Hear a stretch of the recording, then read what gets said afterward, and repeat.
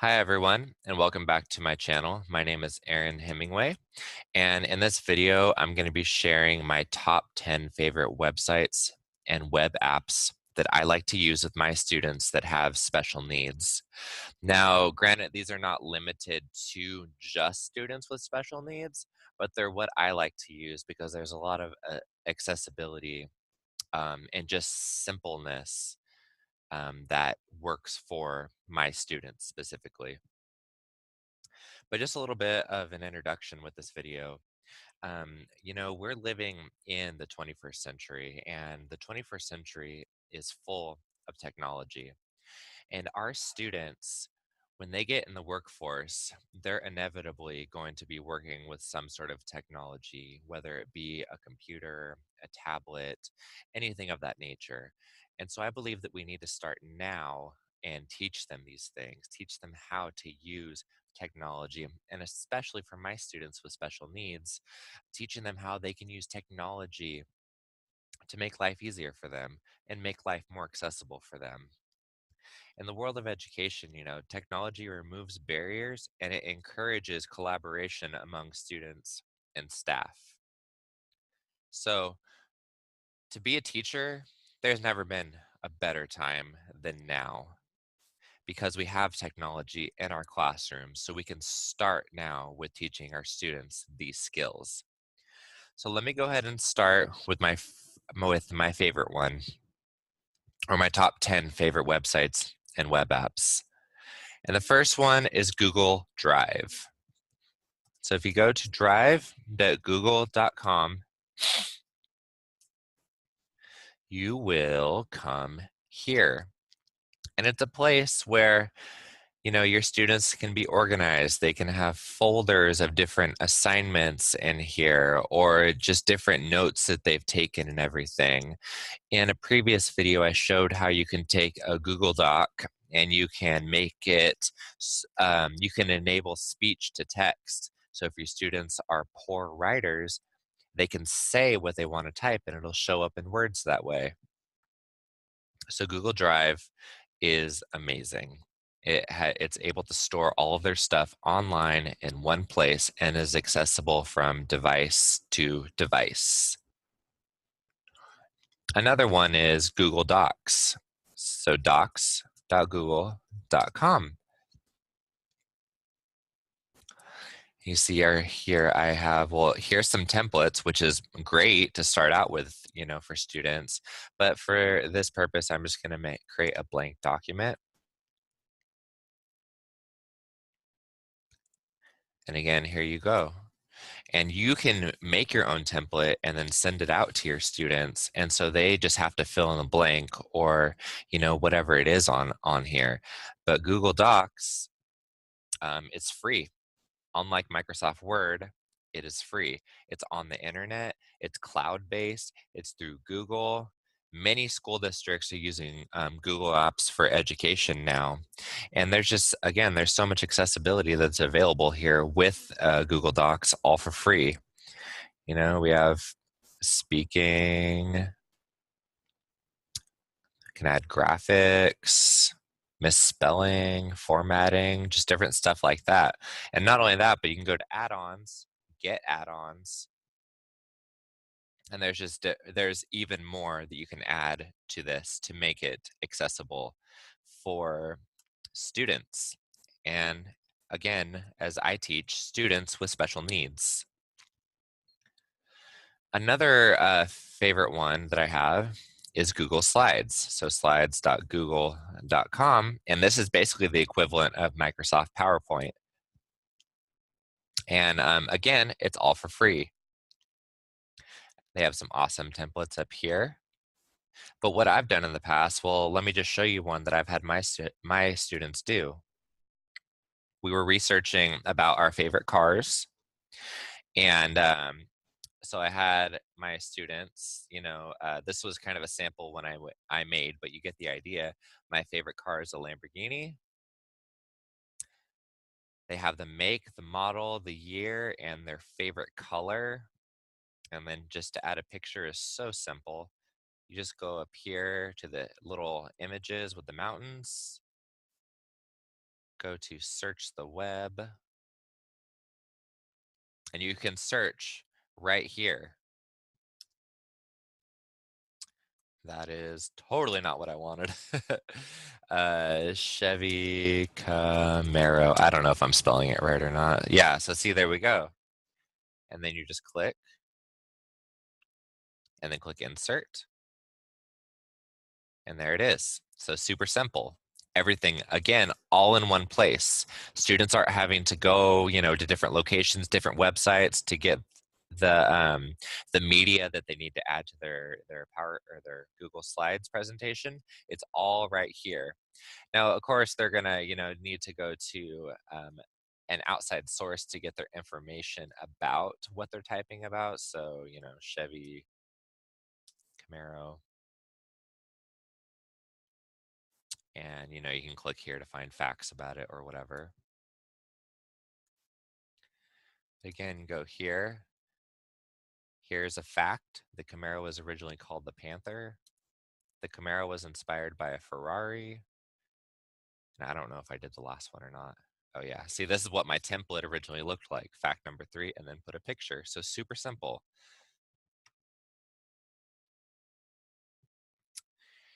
The one that I really like is Google Classroom. And you have to have a Google Apps for Education account to be able to use this. I don't think it's available just to the public without paying for it. But this is my classroom.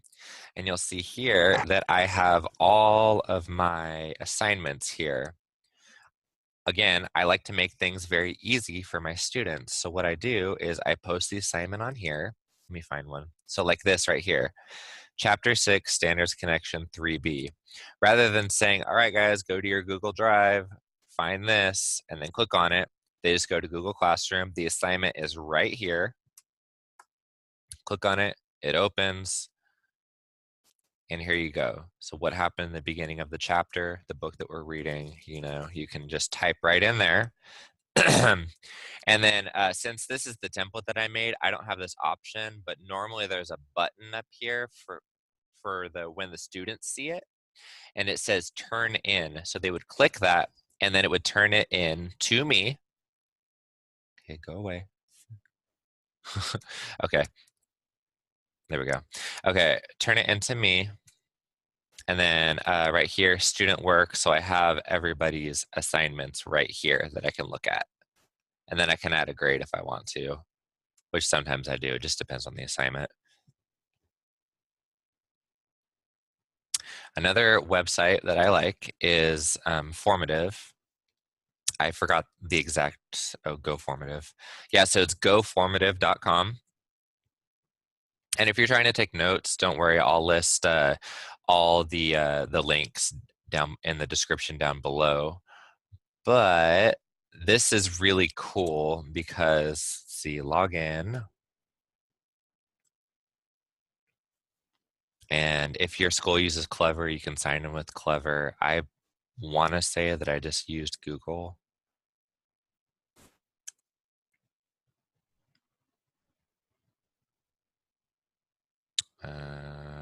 Do I have to do this? I guess so. Okay, so add grade levels. I teach junior high, so we'll go 7th and 8th. Subjects, ELA, math, science, social studies. We'll call that good. Select standards, that's optional. So all done. And okay, so what I had in here was my healthy body. This is a previous unit that we did. And so you can see right here, chapter 2 quiz. You can upload your own PDF on here. And then you click by the number. So like, see right here, it says number 1. So this button is over number 1. And then you go over here to number 1, and then the question, what is the chapter about? And then I just did ABC, or I don't know why D's on here. A, B, or C. So A is heart, B is nerves, C is stomach. So they have these two things right next to each other that they can look at. It's easier for me without having to make my own template when I have a worksheet right here. And it's easier for them because things are right next to each other, and it's really cool that you can upload your own PDF on here to do something like this. And this is just a really basic feature. There's other stuff where you can, if you're doing math, you can have them show their work, which I think is pretty cool. And you can you can draw on like a graph and stuff. So this website, check it out, goformative.com. It's awesome. Play around with it. You literally cannot mess it up. Another website that I like is called Poplet.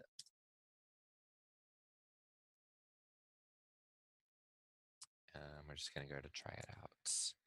And this is basically a digital graphic organizer. So it's really cool. So like, let's say I'm talking about this video. So here's my video. I could add a picture to it if I wanted. I could draw things, change the font, change the colors. I'm just going to do this basic for right now. Create another one. So this video I just talked about was formative. So let's go with that. I talked about some Google stuff. So Google.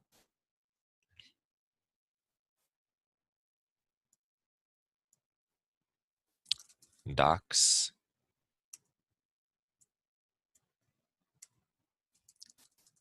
Slides. Well, if I could spell slides without capitalizing it. Slides. And classroom. So see, you can make a digital graphic organizer, and it's way more fun doing this, having the students do it this way than to draw it on paper. And, like I said, you can add your own images, or you can, draw something in there.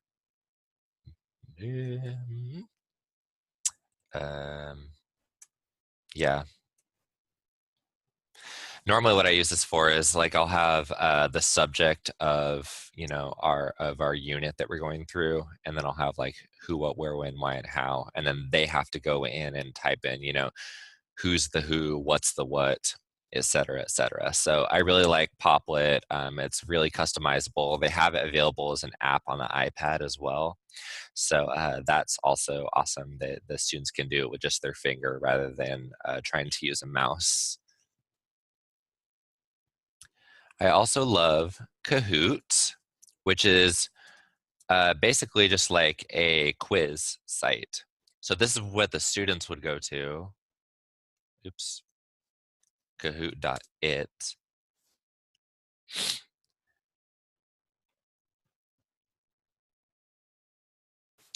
That's if it wants to load. While that's doing that, I'll go to what the teacher side of Kahoot looks like.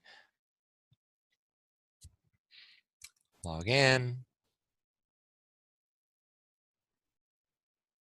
Log in.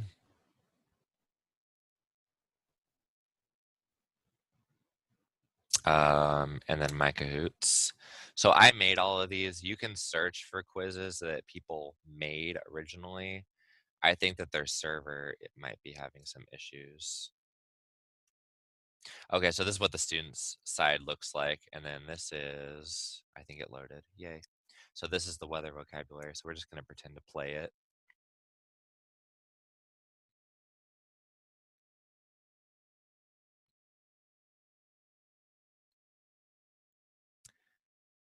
Maybe. Your Kahoot is now loading, yay. You have a bunch of different options here too. So classic, this is if they have one-on-one devices. And so this pin right here, they would type that in right here.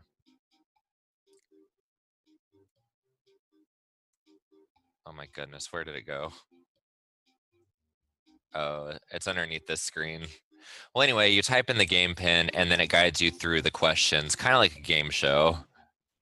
So it's really cool. Go to, just to make your own Kahoot, you would go to kahoot.com, and then the kids go to kahoot.it. So 764-1285, 764-1285. And then you'll see that, oh wait, I need to type in my name. And see, there I am. And then I'm going to start.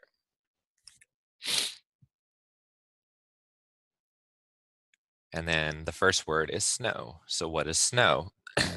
Here's my choices. And then on the student side, it looks like this, to where they just pick the answer.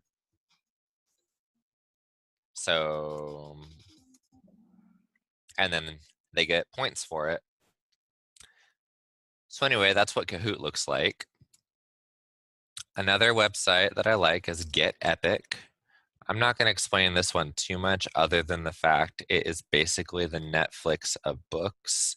If you are a teacher, you can get a free account on here.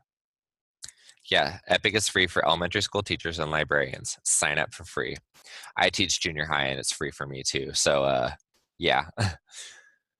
So there's that. And you can just look around in there. There's books that students can read, and there's also books that read to the students, which is pretty awesome. Another one that I like is ABCYA.com. And this is just educational games. But the games are really well made. They're not, super cheesy or anything. Like if I want to work on let's say, counting money. Here's this game right here.